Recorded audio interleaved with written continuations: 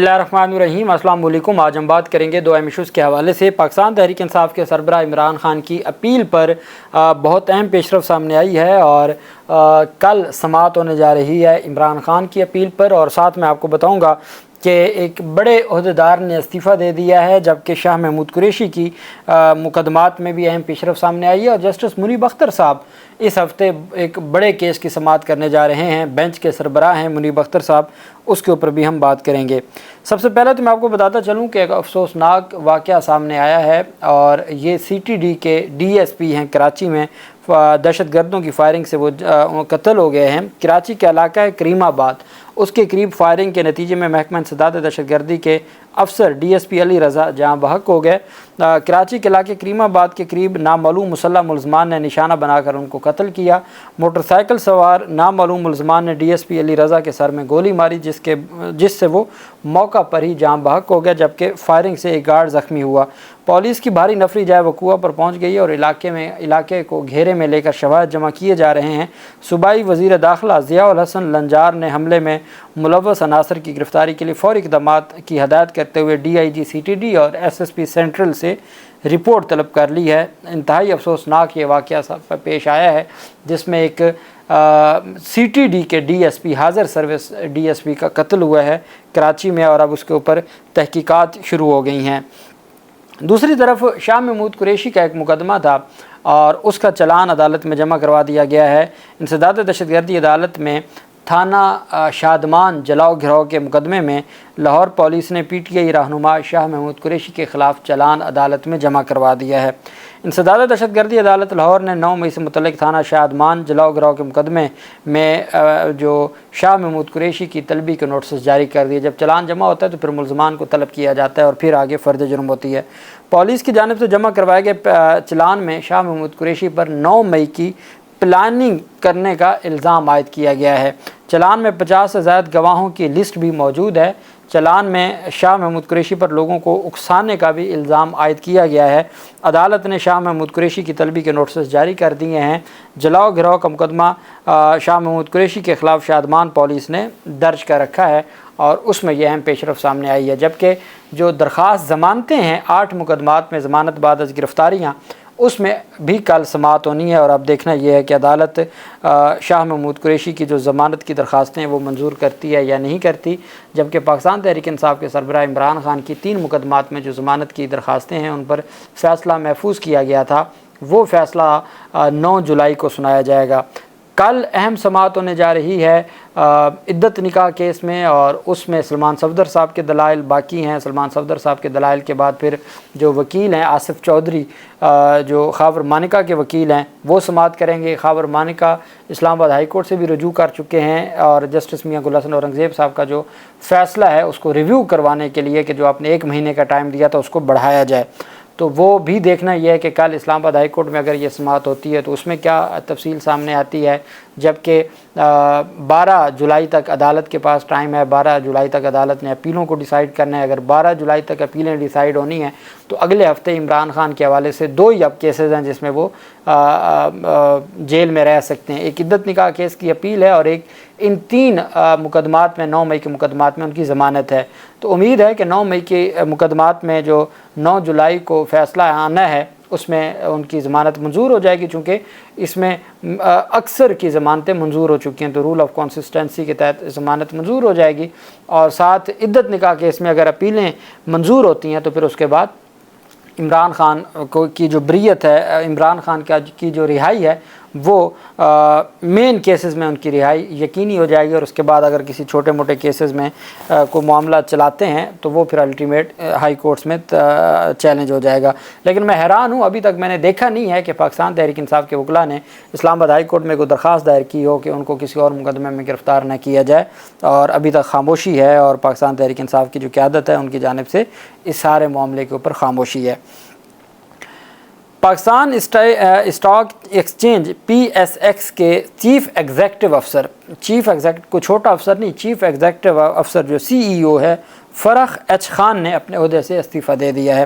Pakistan stock exchange کی جانب سے جاری کردہ اعلامیہ میں کہا گیا ہے کہ پاکستان اسٹاک ایکسچینج میں کے بورڈ آف ڈائریکٹرز نے اہم اجلاس طلب کر لیا ہے۔ بیان کے مطابق پاکستان اسٹاک ایکسچینج کا board of directors Farrukh H Khan کے استعفے کے معاملے پر مشاورت کرے گا اور نئی تعیناتی کے حوالے سے بھی مشاورت کرے گا۔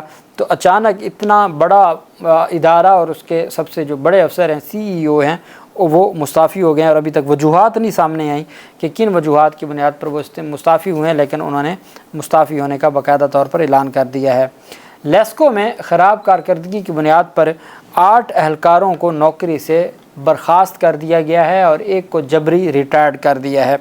Chief executive officer LESCO engineer Shahid Haider کی ہدایت پر محکمے میں موجود خراب کارکردگی کے حامل 9 اہلکاروں کو سزا دے دی گئی ہے۔ ایکسین شالیمار کی جانب سے 8 اہلکاروں کو نوکری سے برخاست جبکہ ایک کو جبری ریٹائر کر دیا گیا ہے۔ سزا پانے والوں پر بجلی چوری اور اوور بلنگ، غیر قانونی کنیکشن فراہم کرنے اور بری کارکردگی کا مظاہرہ کرنے سمیت دیگر الزامات تھے۔ نوکری سے برخاست ہونے والوں میں LS1 محمد شعیب، لاری driver Muhammad Asghar, metre reader اعظم مقبول، زاہد ریاض، LM2 آصف سلیم نواز، شہباز حسین، LS2 ذیشان اسلم اور رانا غلام شامل ہیں۔ MS2 گلزار احمد کو نوکری سے جبری ریٹائرڈ کر دیا گیا ہے۔ آپ جانتے ہیں کہ شہباز شریف کی جانب سے بھی یہ بات کی گئی تھی۔ انہوں نے اس دفعہ کچھ نیا کام کیا ہے کہ جو 200 یونٹ کے اوپر جو بجلی کے ریٹ بڑھے تھے، جن کے 200 سے کم بھی بل تھے، ان کے ریٹ بھی ویسے ہی بڑھائے گئے۔ اس کے اوپر پھر محسن نقوی نے بھی آج کہا کہ FIA کو کہ آپ تحقیقات کریں اور جو اس میں ملوث ہیں ان کے خلاف کارروائی کریں۔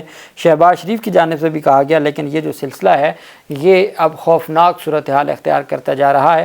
جن غریب لوگوں کا جن کی سرے سے جن کے آمدن وہ 40-50 ہزار ہے اور ان کے کوئی گھر میں AC نہیں لگا اور ان کے کوئی ایسے اخراجات نہیں ہیں، لیکن اس کے باوجود 35 ہزار ان کا بل آ رہا ہے، 40 ہزار بل آ رہا ہے۔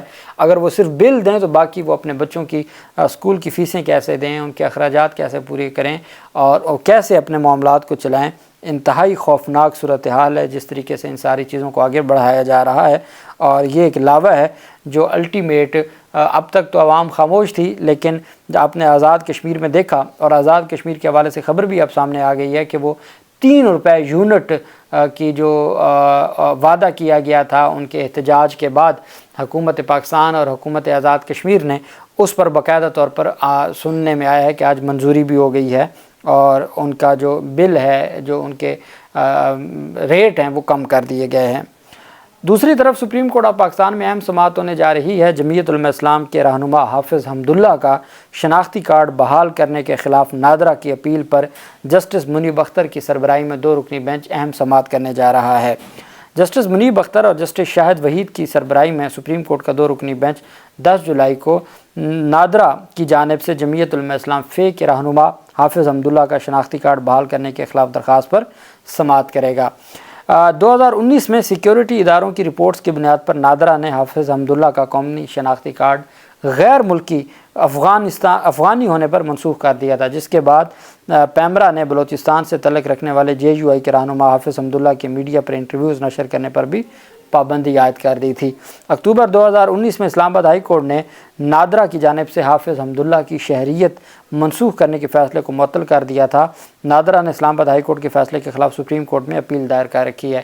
اسلام آباد میں اس وقت کے جو چیف جسٹس تھے اطہر من اللہ، انہوں نے حافظ حمداللہ کی پاکستانی شہریت کی منسوخی کے خلاف دائر درخواست کی سماعت کرتے ہوئے ریمارکس دیے تھے کہ حافظ حمداللہ کی تمام جائیداد پاکستان میں ہے اور وہ پاکستانی ہونے کے ناطے ہی ایوان بالا یعنی سینٹ کے رکن منتخب ہوئے ہیں، اور ان کا ایک بیٹا آرمی میں افسر رینک پر اپنی جو ملازمت ہے وہ سر انجام دیتا رہا ہے۔ تو یہ کیسے ہو سکتا ہے کہ اب اچانک نادرا کو پتہ چلا کہ یہ تو غیر ملکی شہری ہیں اور اس وجہ سے ان کا جو ان کی شہریت ہے اس کو معطل کر دیا تھا یا منسوخ کر دیا تھا، جس کے بعد پھر اطہر من اللہ صاحب نے نادرا کے حکم کو معطل کر دیا تھا۔ نادرا نے اس کے خلاف اپیل دائر کی تھی۔ اب جسٹس منیب اختر صاحب کی سربراہی میں 2 رکنی بینچ 10 جولائی کو سماعت کرنے جا رہا ہے نادرا کی اپیل پر حافظ حمداللہ کے خلاف، اور میں سمجھتا ہوں کہ اس پر تگڑا فیصلہ آئے گا عدالت کی جانب سے۔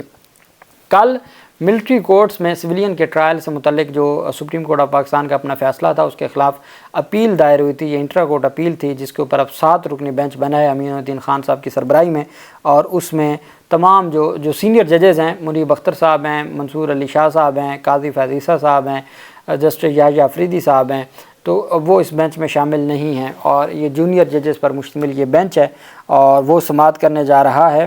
7 رکنی بینچ ہے. 6 رکنی بینچ کے فیصلے کے خلاف اپیل میں 7 رکنی بینچ سماعت کرنے جا رہا ہے, اور اس میں جو اہم پیش رفت سامنے آئی ہے, پاکستان تحریک انصاف کے سربراہ عمران خان نے بھی جو ملٹری کورٹس میں سویلین کا جو ٹرائل ہے اس سے متعلق ایک درخواست دائر کی تھی, جس کو رجسٹرار سپریم کورٹ نے ناقابل سماعت قرار دے دیا تھا.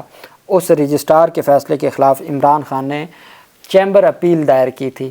چیمبر اپیل آج تک مقرر نہیں ہوئی تھی سماعت کے لیے, لیکن اب سماعت کے لیے مقرر ہو گئی ہے. کل ہی وہاں پہ 7 رکنی بینچ سماعت کرے گا, اور وہیں پہ جو جسٹس امین الدین خان صاحب چیمبر اپیل پر سماعت کریں گے عمران خان کی ملٹری کورٹس میں جو سویلین کے ٹرائل ہیں اس سے متعلق. عمران خان کی چیمبر اپیل پر کل سماعت ہونے جا رہی ہے. سپریم کورٹ آف پاکستان کے جسٹس امین الدین خان صاحب سماعت کریں گے. اس کی بھی جو تفصیل ہوگی میں آپ کے ساتھ شیئر کروں گا. اللہ پاک پاکستان کا حامی و ناصر ہو. بہت شکریہ. اللہ حافظ. پاکستان زندہ باد.